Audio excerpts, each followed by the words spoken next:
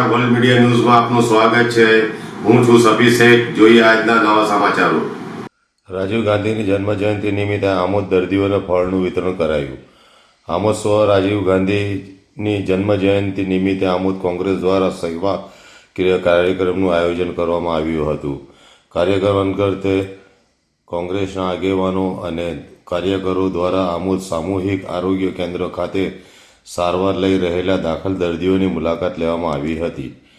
આ દરમિયાન દર્દીઓના ખબર અંતર પૂછી તેમના સ્વાસ્થ્ય અંગે જાણકારી મેળવવા આવી હતી તેમજ હોસ્પિટલમાં સારવાર લઈ રહેલા દર્દીઓને ફળનું વિતરણ કરવામાં આવ્યું હતું।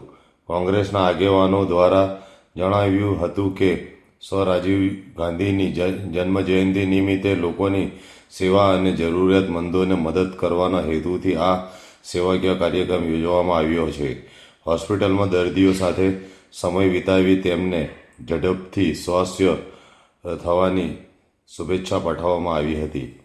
આ સેવાકીય કાર્યક્રમમાં આમોદ તાલુકા કોંગ્રેસ પ્રમુખ નરેન્દ્રભાઈ પટેલ, કાજી આમોદ નગરપાલિકા પ્રમુખ હેમેન્દ્રભાઈ દેસાઈ, ઉપપ્રમુખ સાજીદભાઈ રાણા, નગરપાલિકાના સદસ્ય, તાલુકા પંચાયતના સદસ્ય ચિંતન પટેલ તેમજ કોંગ્રેસના આગેવાન મહેબૂબભાઈ કાકુજી તથા આગેવાનો અને કાર્યકરો ઉપસ્થિત રહ્યા હતા। સમગ્ર કાર્યક્રમ દરમિયાન સેવાભાવ અને માનવતાનો સંદેશ આપવામાં આવ્યો હતો।